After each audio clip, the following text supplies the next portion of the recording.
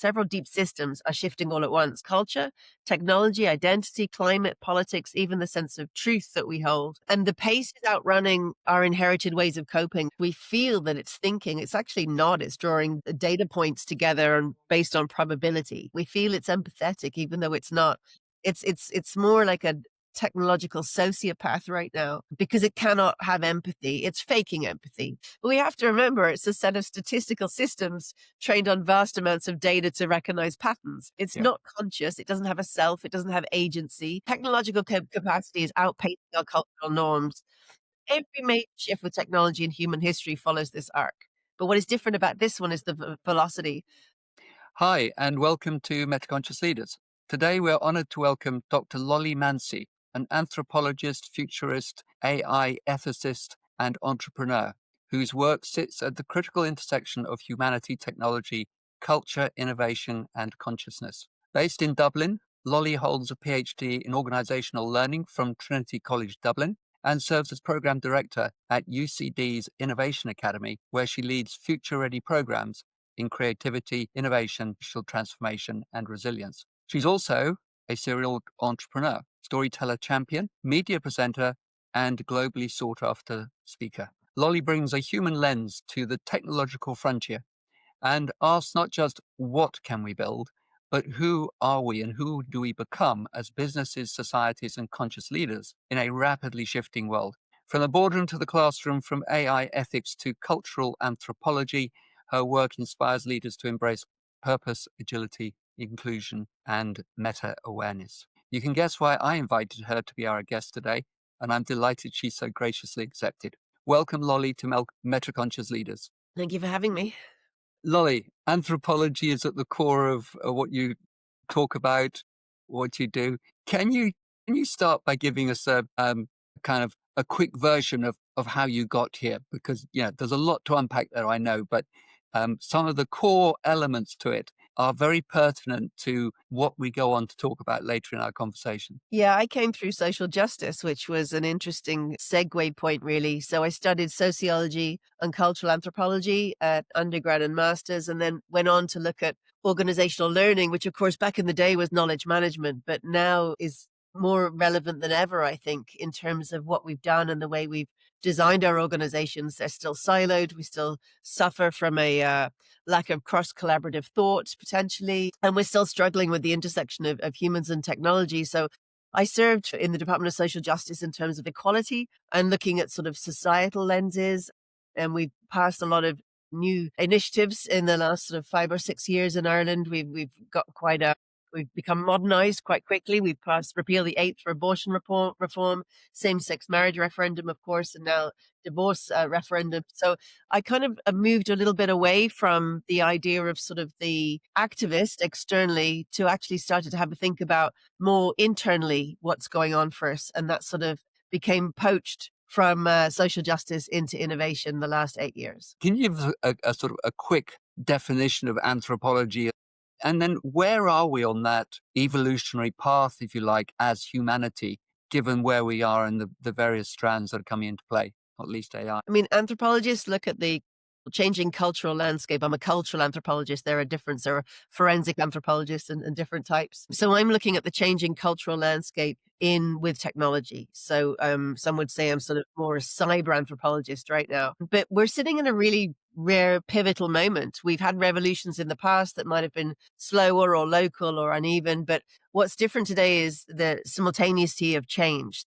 Several deep systems are shifting all at once. So we've got culture, technology, identity, climate, politics, even the sense of truth that we hold. Right. And they're separate strands, they're braided together. And the pace is outrunning our inherited ways of coping, which why everything feels quite overwhelming right now. So we are at a time of accelerated change. I think also that overwhelm is being used as a tactic potentially. But I feel a lot of us feel that we can't quite catch up, and we would be right at the moment. The change is happening incredibly fast. So we talk a lot about consciousness. How do you define consciousness and what's your personal worldview or philosophy? I think consciousness is our ability to critically evaluate ourselves and reflect upon ourselves to a large extent.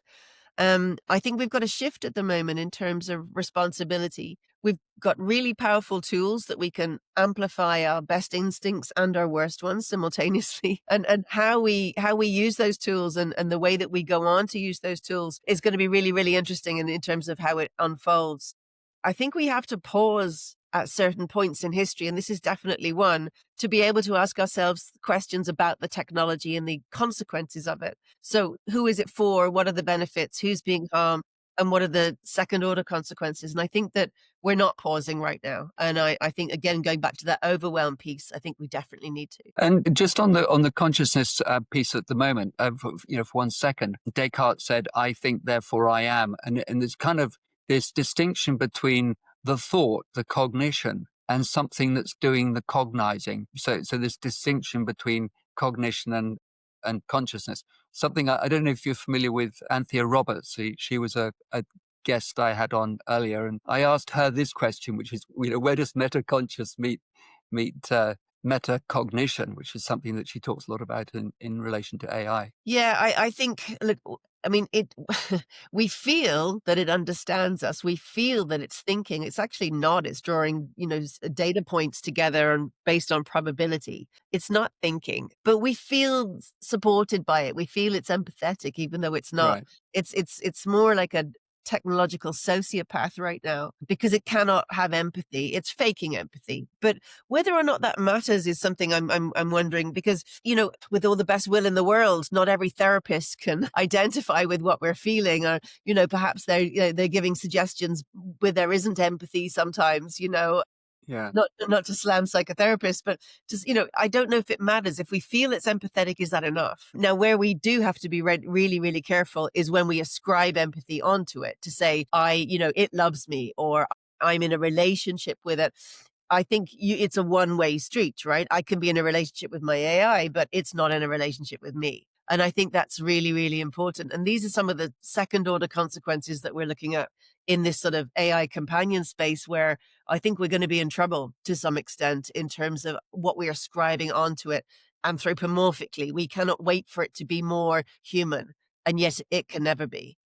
And so I think some of the challenges are coming in our interpretation of it. This is a moment in time. In fact, I think you did refer to this in a post, I think, as being a moment of extraordinary complexity where technology, culture, and identity are all shifting faster than our ability to adapt. So this seems to be one of those points in history where another big shift is coming, and we probably don't quite know what that is.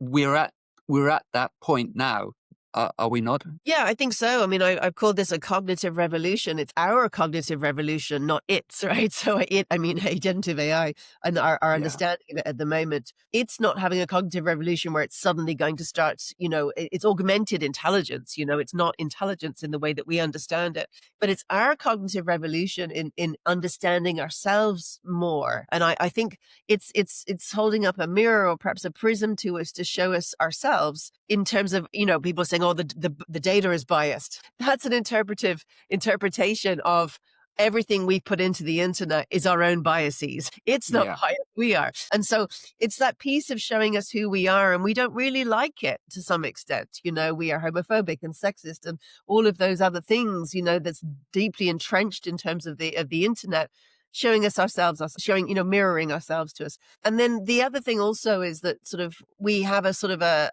kind of language we're using around it is, oh, well, it's wrong or it hallucinates or it can't be accurate. It's trying to create data points, trying to join, from a probability on a probability basis of yes, no, right answer, right? So there's no I don't know in AI, which is where the hallucinations are coming from. And that's probably as close to a human as we're going to get with it, I think, for the moment.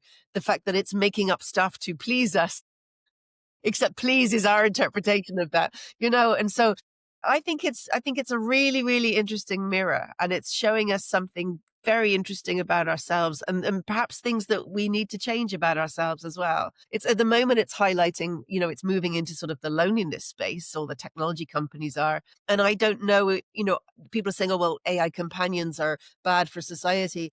Is it not that loneliness is bad for society and the AI companions are being developed to plug that gap to some extent or be a solution to that? So I think it's a lot more about us than it is around the technology. And I think that's really interesting. I agree with you as well, because my feelings about AI, my understanding of AI is shifting so fast. It's night and day to what it was a year ago.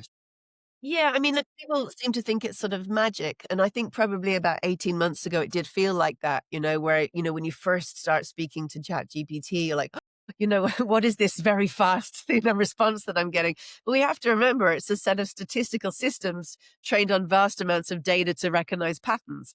It's not conscious. It doesn't have a self. It doesn't have agency, and so when we use it to scale into real decisions about opportunity and justice and other things, it feels alive in that cultural self and our cultural imagination. So we're changing the way we think about it, but it's still a statistical system. It just has an interface, and it just responds differently now to how it did when it was GPT 3.5. GPT 5 feels much more akin to a support system. And yet, is it good for us that every time we log on to it, it says, yeah, Lolly, great question. It's feeding our ego in a way that I'm not sure that is healthy. Yeah. When I think of AI, the question that comes to mind is master or emissary. I don't know if you're familiar with Ian McGilchrist, but the book that he wrote, which was about the left and right hemispheres of the brain, but borrowing that across to AI, if we create it, we're the masters. It's our tool. My feeling is that if we start to think of it as being conscious, if we start to think of it as being some superorganism, then we subjugate ourselves and we delegate some pretty profound aspects of what it is to be human to a machine. Do you see things similarly, or would you challenge that? No, I would agree, and these are some of the concerns that I have. We're in a bit of a bubble right now, right? So, but there is a long-term structural shift that's very real. We're not going back. We can't put the lid on it and wind time back. And so, how we navigate this is really interesting. If we're talking about master or emissary, like we have to talk about control and power. So I don't think it's control and power in the way that people imagine. Companies are controlling their models. Yes, we have a technocracy. I don't know if we've learned enough from social media, from the sort of 2006 rollout. We know everything that we did that was wrong that we could have prevented potentially had we had more information. We do now have more knowledge. But we have to look at that control piece because governments control the jurisdictions, but the systems are global, right? So the capabilities are diffused. Guardrails matter enormously. Regulation is effective, but only if it's based on transparency and accountability. We've got the EU AI Act, which is great, but we need to enact it. And so we desperately need public AI literacy so people understand the tools that are now mediating their world and are going to continue to do so in a much larger way. So remembering the power piece, we're not under the thumb or the cosh potentially of the tech companies. We're deciding to do that. We have agency. We can put our phones. I talked the other day at a conference about how did we get to the point when putting down your phone was the most rebellious act of all time.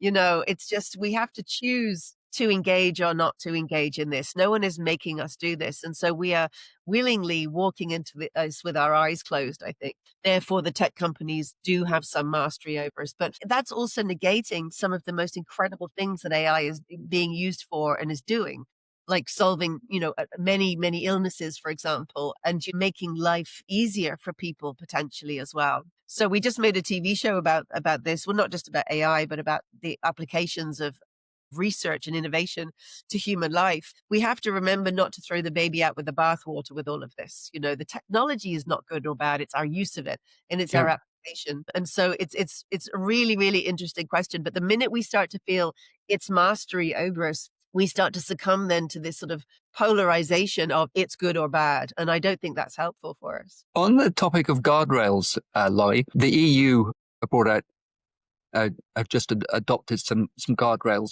How can they be effective? First of all, very briefly, what are they? And how can they be effective in what is essentially a global network? Yeah, look, it's a huge challenge. I mean, the EU AI Act is very comprehensive. And if we started going through all the different parts, we'd be here for that. We did the whole Yeah. podcast for that. So we won't. But the implementation is really difficult. This is not GDPR. This is not a box ticking exercise. It's compliance. At the same time, also, there's a pushback from a lot of the startup community to say that it's going to prevent innovation because there's too many guardrails there. There's too many things we have to adhere to. And actually, how protected are we if the servers are in the States and they don't have the same guardrails, or elsewhere? Most of us are working in a global community. So the EU AI Act is excellent. However, how we now roll that out and whether or not we can implement that and what that means for people is a big challenge for us right now.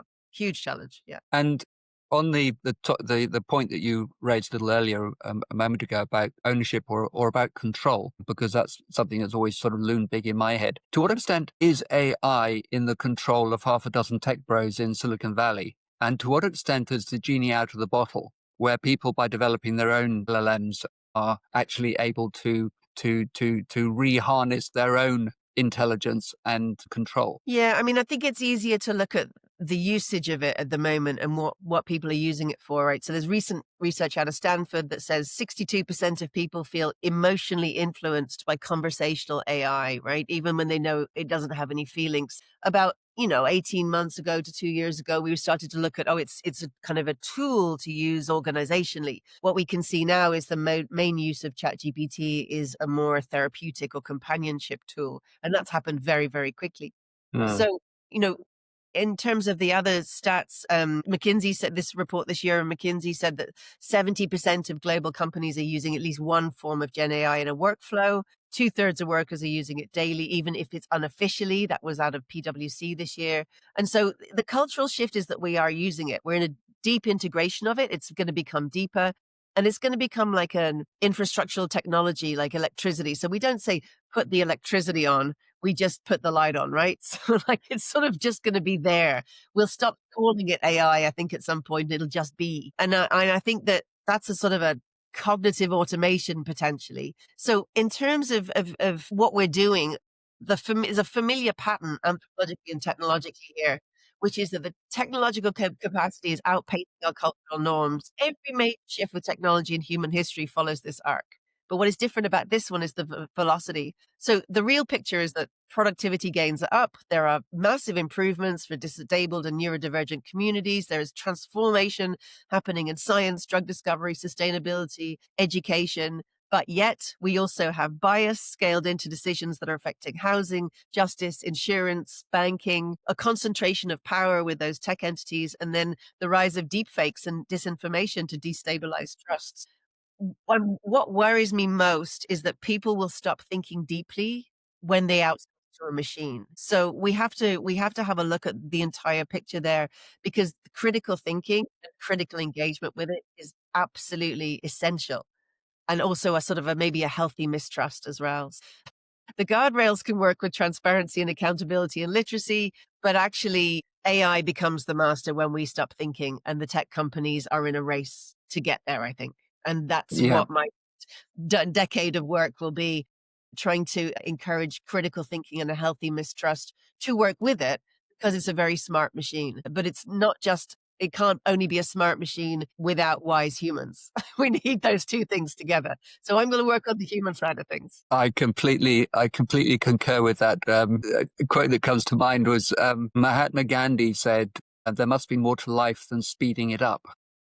I mean, where are we going and why, right? I mean, where are we racing to? I mean, some of the decisions we're making at the moment, like that, will have very, very big consequences. An example that I completely love, that's that quotation. An example I would give is, if I'm working as a consultant, I'm in with, companies, and they're saying, okay, we need more, AI informed platforms potentially, or more agentic AI, or whatever their decision is. And then they're laying off some of their staff. We see this with every technological change, perhaps a large number of their staff. And then what you'll have is sort of, senior management potentially with LLMs, like kind of, so you've wiped out the whole of middle management, all those entry level jobs. Your shareholders are really happy with you. But those very same CEOs will come back to educators like me, because they're parents, and say, where are the entry level jobs for my children or my grandchildren? And I'm going to be saying, well, you got rid of them. So, we have to be much smarter about the decisions that we're making, rather than just speeding along to be the first, the first one to respond to do this. And we saw this with Duolingo. The language translation app, the language sort of teaching app, they were like calling themselves AI first. And then AI first meant they actually wiped out their entire workforce. So AI first now is not a good thing. AI first now means large scale redundancies. So there's so much more at stake here. I mean, if we wipe out jobs or a lot of jobs through it, who are we looking to retrain? Is it education? Is it government? How and retrain in what? And then we don't have the answers to that. And then on the other side of things, if we make those decisions, what about purpose? What about what people get up to do in the morning? If it's not work and it's not salary, then what else do we have? And so I think we're very naive if we think if we bring in something like universal basic income and all of a sudden we're doing watercolors and baking banana bread, like we're going to have large scale disruption in terms of obesity, addiction, depression, anxiety, perhaps large scale taking of life potentially without purpose. And so these decisions are huge and they're societal rather than just about the technology. Yes, we see disruption with every technology. We've never seen it on the scale that this could be. And Yeah. so we have to have a much bigger conversation about the consequences of our actions, I think, in terms of what life will look like in 20 years' time. Yeah. And going to your point of letting people go and so forth, and taking out whole layers of a business and an organization. I spoke recently to Dr. Jude Caravan, who talks about businesses as being organisms. Yes, absolutely. Yeah. And I think sometimes of tapestries. And so if you pull out a thread of a tapestry and then another one, and then another one, and then another one, you may be improving the bottom line, but you're making it more fragile and you're beginning to change the nature of it. And It's not much of a Christmas party if it's you and your large language model.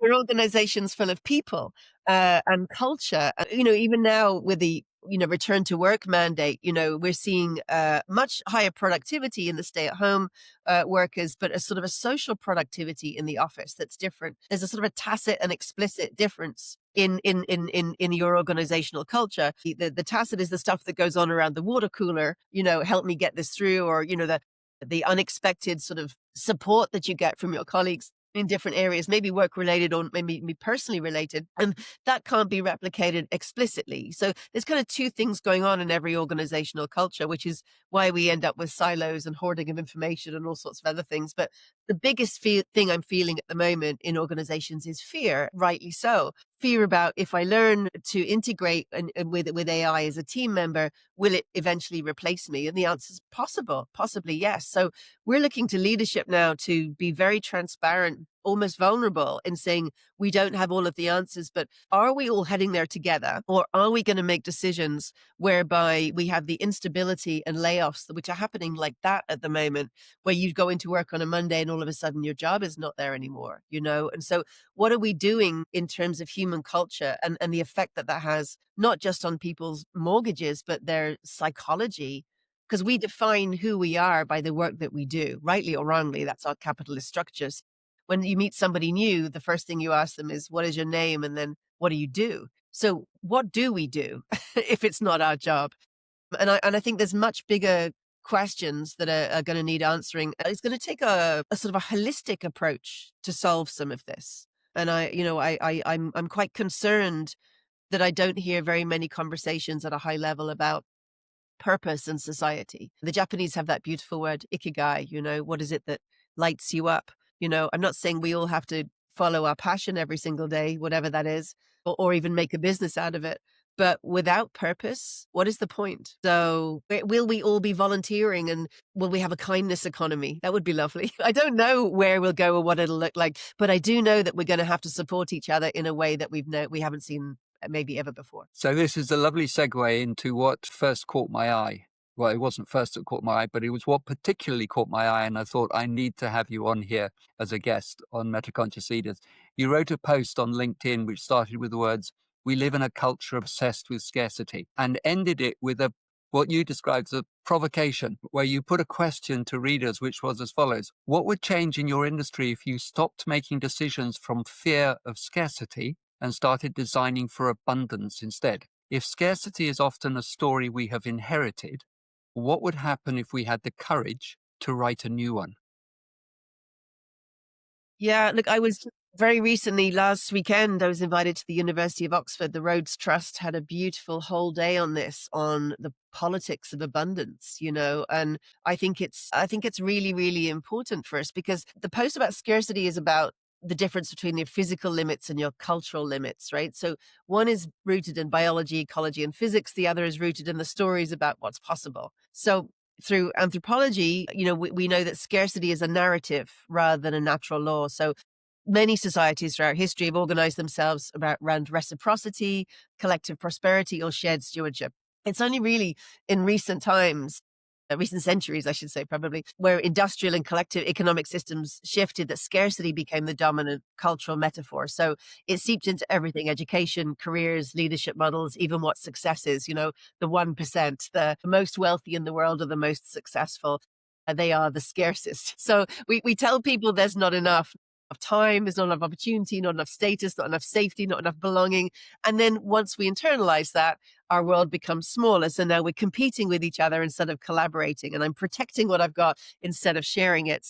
That then shapes your behavior that feels natural, but actually is designed, because many, many indigenous systems don't work that way. So if we look at the workplace, this shows up in talent hoarding, zero sum thinking, hierarchies, rewarding scarcity rather than creativity, leaders who hoard information because they believe control equals stability.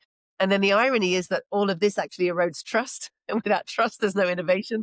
So abundance without a cultural shift will always reproduce the same divisions. Actually, what gives me hope is that we now have technologies and organizational models that make abundance possible in a way we never could have imagined before.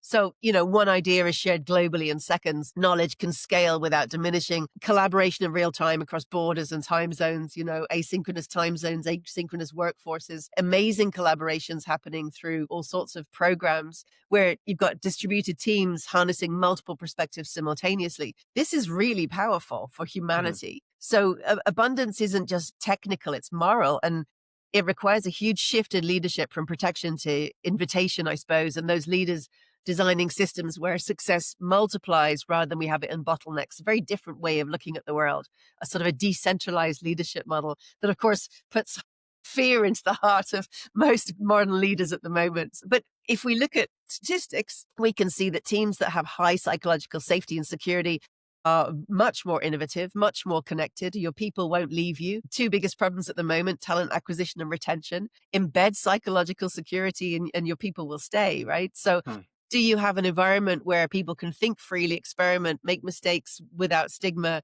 challenge assumptions? The scarcity culture shuts that down. The abundance culture scales that. So what would we design if we designed for abundance? We wouldn't see AI as a threat. We'd say it's also a tool that can expand human capability. It means technology is seen as part of our emotional and cultural infrastructure, not a competitor. And it means designing futures that are shared, not rationed. So, I think it's about opening up our possibilities rather than our limitations. The current narrative at the moment is our fears are being amplified through social media. We're getting a lot of misinformation, and we are in these sort of echo chambers of our own making, right? So when Twitter sort of became X and what it currently is in its form today, there was a giant leap of people sort of, on the left to go sort of, oh, I'm liberal and I'm leaving Twitter. It seems far right and racist.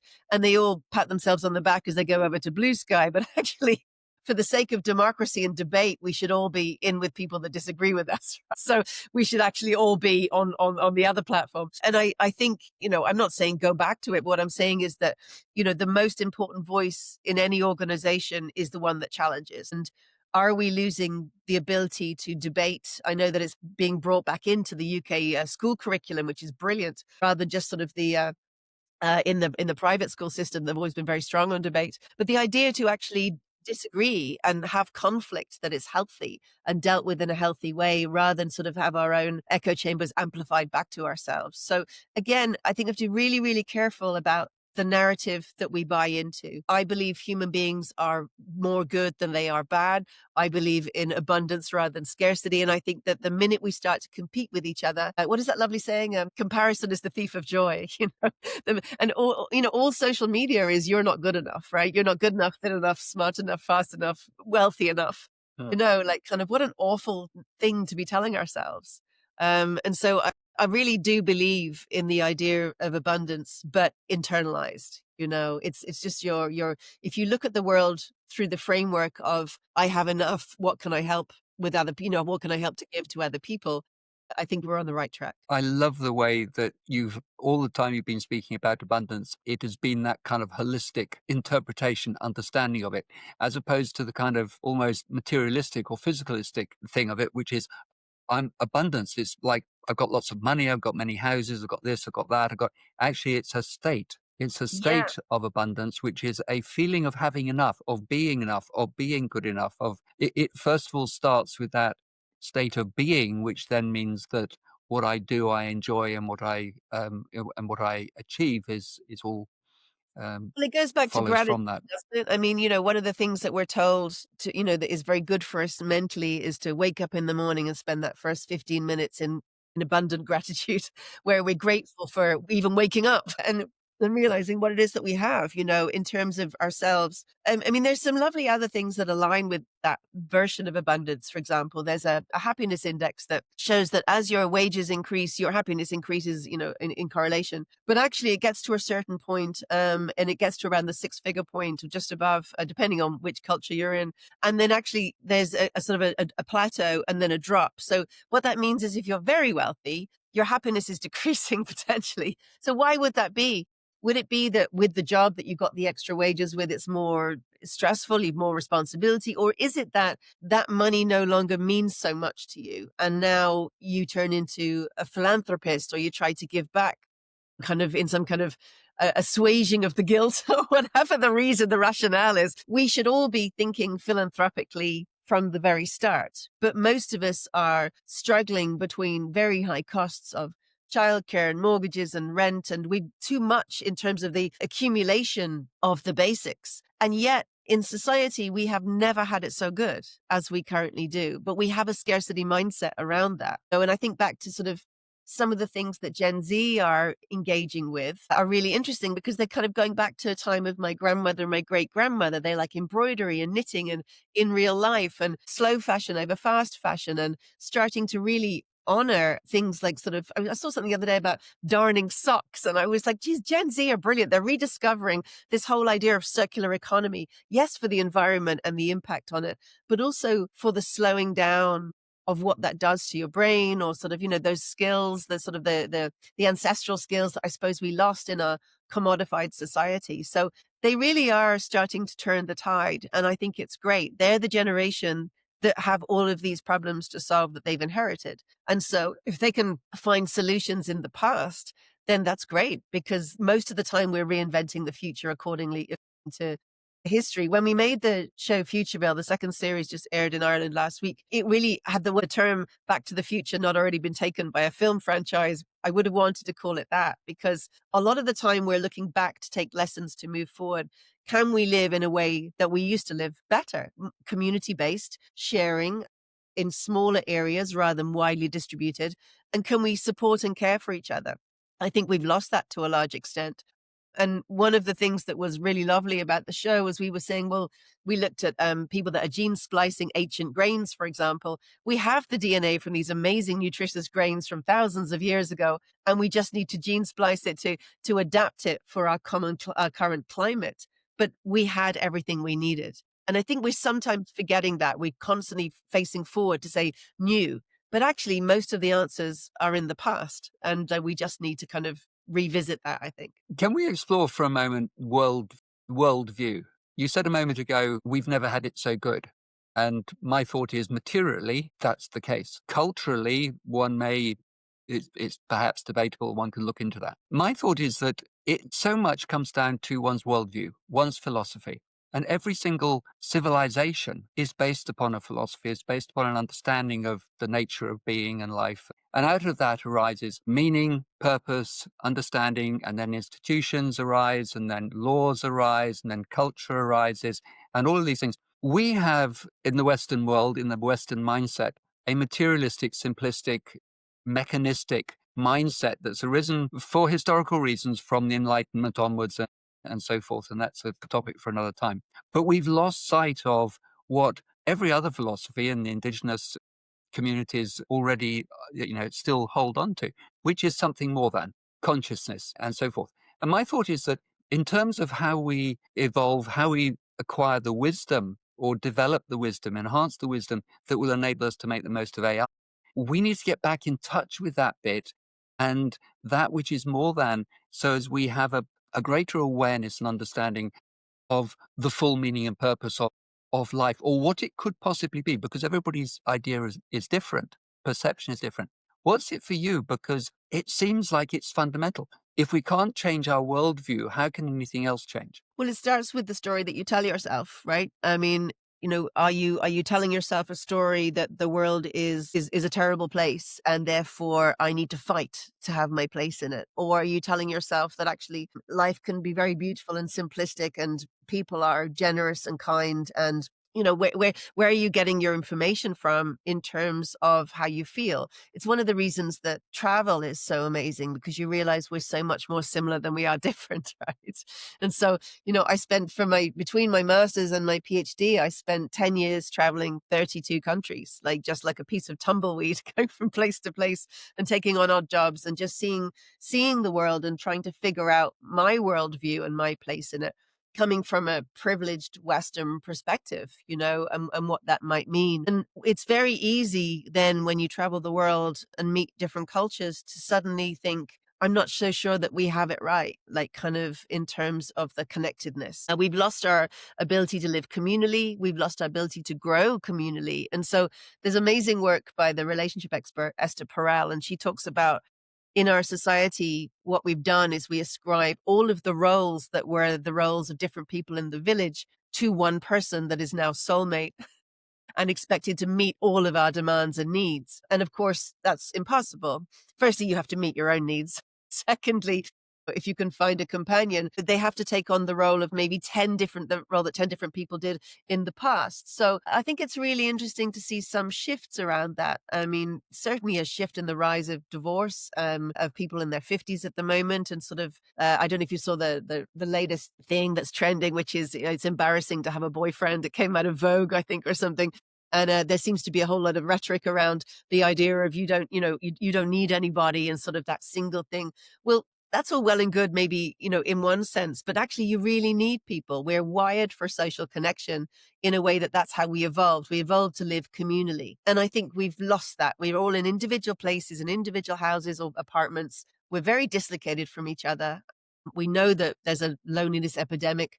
We know how bad that is for us. And we also know that when people are socially, physically, and mentally connected, they live longer. So places like the blue zones around the world, for example, social connectivity is the number one factor for a longer life. So loneliness actually kills you. So when we're thinking about the way we design our lives, even that phrase, design your life, how do we lean into what we need more? We tend to think that, in my view, we tend to think, oh, life just kind of happens. But actually, you can intentionally move into things that are better for you. So we can see this in countries like Denmark and Sweden and Finland, where they live communally and they're happily and support each other. We can see areas where they're building out communal living in places like Singapore, and they're full of nature and there's these beautiful communal spaces. So why are we all living individually in concrete cities? Why aren't we living in a different way? So when we made Futureville, we built Ireland, this town, Futureville, that we called it, 2050, we built it out of augmented reality so people could see it on the screen based on the research that's possible and based on what our human needs are, which is to live closer, to live more connectedly. And I think that's really, really important. When we think about the decisions that we've made for the scarcity mindset of I don't have enough and I'm going to hoard what I have and I couldn't possibly share it, we are very controllable and very susceptible then to being sold things because fear sells. That's the way it is. Love doesn't sell in quite the same way, but I think that it should. That's a lovely segue into being in service. And in a way, I'm answering, or I'm keeping in line with your challenge of what could a new future look like. And here's a thought. If we are in service, and this has to arise from a worldview that is one of connectedness and interdependence. But if we are leaders in service, then this changes everything, because it could change even the narrative that we have around ownership. It may be, but not necessarily be about giving it all away. It may be about how we do or what we do with what we have. And so in talking about wealth, and wealth comes in all sorts of different shapes and sizes. Money is just one form of wealth. Yeah, the others are, my musical ability. No, I don't have any musical abilities, but you know, whether one's a musician or a poet or a performer or a footballer or whatever, this is all wealth of a sort which we Yeah. can share. They're And indeed, and everyone has a contribution. We just have to figure out what that is, you know? I mean, someone said to me recently, "Do you think with the rise of AI and job displacement and everything else that we will go in Ireland back to being the land of saints and scholars?" And I said, "Were we ever? Not all of us." So I think some of us were just surviving. To be honest. But yes, like, it is possible. I mean, look, I don't know whether it's a little middle class of me to think so that we'll all, have more time to spend. We may. What will we do with that time? My worst fear is that we put it back into technology, which is what we're doing at the moment. We're saving time with technology to put it back into reels and our phones or whatever else. And if we continue on this way, the data shows us that a Gen Z, if they continued as we have been, the test case for all of this, Gen Z will have been on their phones between 10 and 12 years of their life. That's 10 years of your life. And as we get older and we realize time is our most important commodity. In fact, it's the only one that matters, the only one that we can't buy and that we can't get. And we look back and say, I willingly just wasted it with whatever I was doing. I think we can become a bit more intentional in the way that we live. And like, acts of service is about, I mean, there's another lovely phrase, in your life be a light, a lifeboat or a ladder, like kind of what are you doing in terms of your contribution, shining a light on other people? That's, what you're doing here in this podcast, a lifeboat to help people when they're not doing well, all of the services that are there for people when they're struggling, or a ladder to help somebody come up, because we're literally, we should be judged not on the amount of money in our bank account by the time that we pass, but our contribution to each other as human beings, and I think that we don't value that. I mean, why we say GDP is a marker of a country doing well and not a kindness economy or scale, I don't know, but that's just where we've gone to. Again, going back to our capitalist scarcity mindset potentially. But we are very able. We are more able than we imagine for acts of service. And I think that we have a possibility here to configure our role in society. So if our role is to fight with each other and to hoard as much as possible, then we're doing very well at that. But if our mindset and our worldview is actually to say, I am judged by how much I help those around me or by contribution. By help, I mean played music, sang, did a painting, fixed a windowsill, whatever it is that your contribution is. I feel my contribution is potentially to help people get unstuck. I do that a lot in my educational work with lifelong learners that come into me that are a bit stuck in life and would like more confidence to move forward. But I also think it's more of a social cultural commentator at the moment to raise many little red flags to say, let's not put AI in toys, please, as we're currently doing at the moment, because yeah. that can't end well. It can't end well for children's imaginations, and we shouldn't let that happen. Yet OpenAI and Mattel have just done a collaboration to be on a shelf near you in a month's time at Christmas, if not now. So we need to be really, really cautious about minding each other and that vulnerability piece. If we come from a place of fear, we have at the moment deep fakes, threats, scams, especially on our older generation. Why aren't we rolling out as an antidote to that AI literacy to help them understand that everything they see isn't real? We know our younger people are digital natives. They know this, but our older generation are vulnerable. So we need to protect them. We as a society, not just the banks, not the government, but all of us have a role to play in this, And so, I mean, we should be judged on how well we treat ourselves as we get older, on how well we support each other. And yet we outsource people to care homes and lowly paid, mainly migrant workers who have to look after them. And same with our children, Yeah.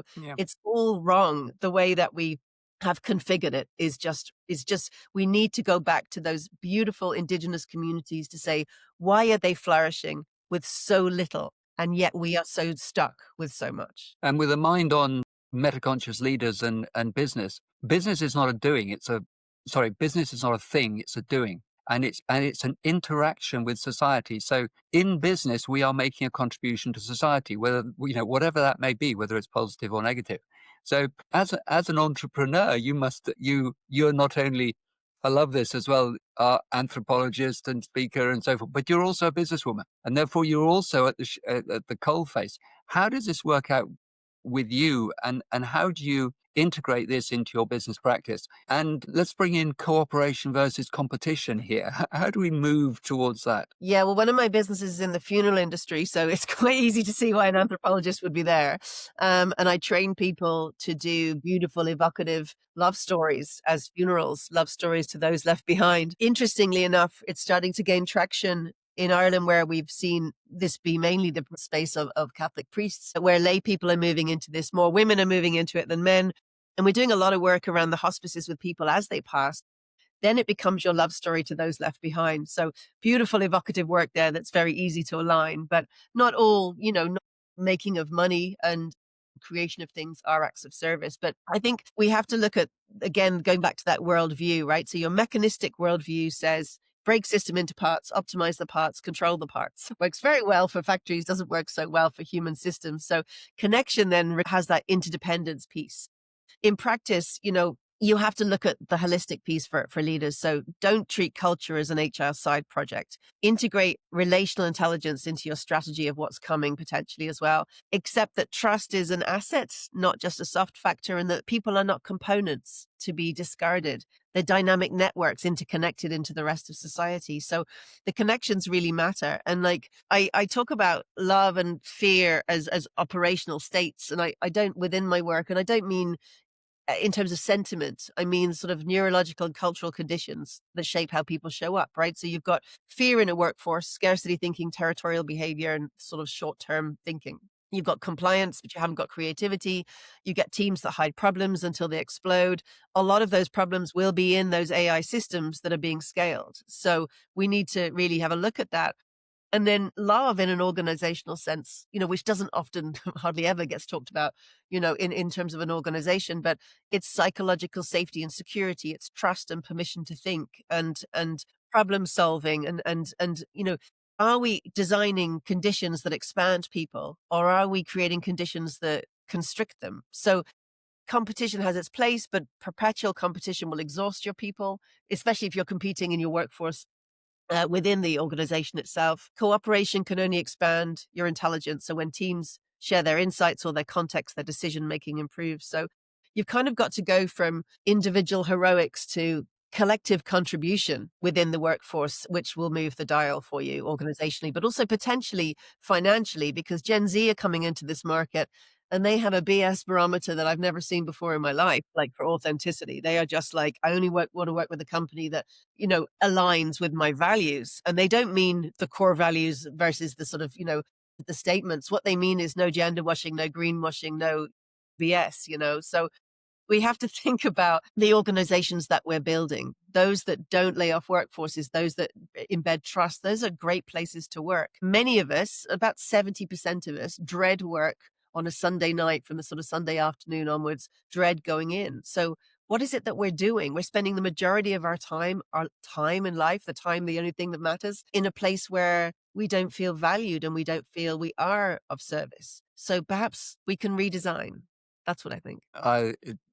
Fantastically articulated. Thank you so much, Ollie. It's brilliantly described. Regrettably, looking at the time, we need to start thinking about sort of wrapping up.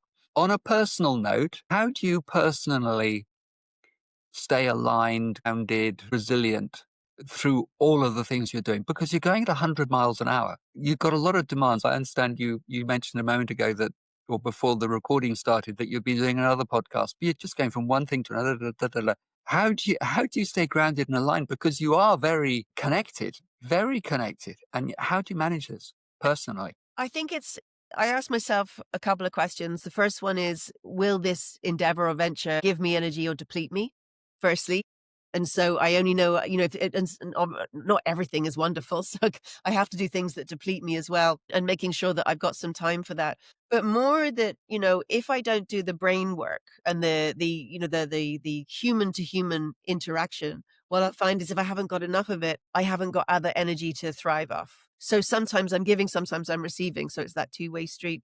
But also in the intentional design of my weeks and months. I intentionally design them so that, and I do say no to things, but I'm intentionally designing them so that they are enhancing my capacity. So everything I hear, public speaking or the interactions that I have, feeds back into my educational work and vice versa. And so not everything will give you energy. About once a month, I have a bed day. I do believe Winston Churchill used to do the same, but I'm not sure I should align myself with him. But my daughter calls it working from your boffice, your bed office. I've still got the laptop, but I'm just let the body and the mind have a rest. And the other part of it is nature, getting out into nature and having that sort of reconnection. So we weren't designed to be sitting hunched over at a small screen for 7 or 8 hours a day. We were designed to be walking and we were designed to be out. So have more walking meetings and make sure you get some sunlight first thing in the morning if you can. They're really important. But my work is bigger than my job. My work is people say to me, you work all the time. I'm like, there's very little distinction for me between on and off, to be honest. Which Lovely. is both good and bad. Are you an optimist or a pessimist or both? And Definitely not. if you look 10 years down the track, what is your hopeful vision for humanity, business, and technology? Assuming we lead with consciousness, what does this look like? Yeah, I would like us to get AI literacy nationally across every nation globally. We've still got 2.7 billion people in digital darkness, so this isn't an everyone thing, right? We have to remember that. We need to be AI literate to understand how to empower ourselves, when to decide to work with it, when not, and to make those decisions that we have built in time for the consequences as well. I would like to think that we don't make the same mistakes now as we made in the early 2000s with social media. I'm not entirely sure.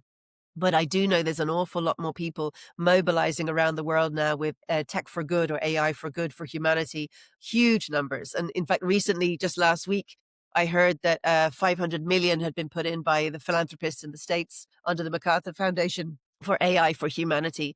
This is great. We do need to mobilize that side of it now so it's not so one-sided. So I'd like to think that we did the right thing. And in 25 years' time, we're living more equitably and we're happy. Thank you, Lolly. How can people connect with you, your work, your programs? I have a website, drlolly.ie, but LinkedIn is the best way to catch me. Okay. Lolly, thank you so much for this incredible conversation. I've so enjoyed it myself, and I'm really grateful as well that you've put your time aside to be our guest today. It's been a great pleasure, and I'm sure this conversation will inspires me, but also all of us who lead with a wider lens, a kind of a deeper awareness and renewed purpose.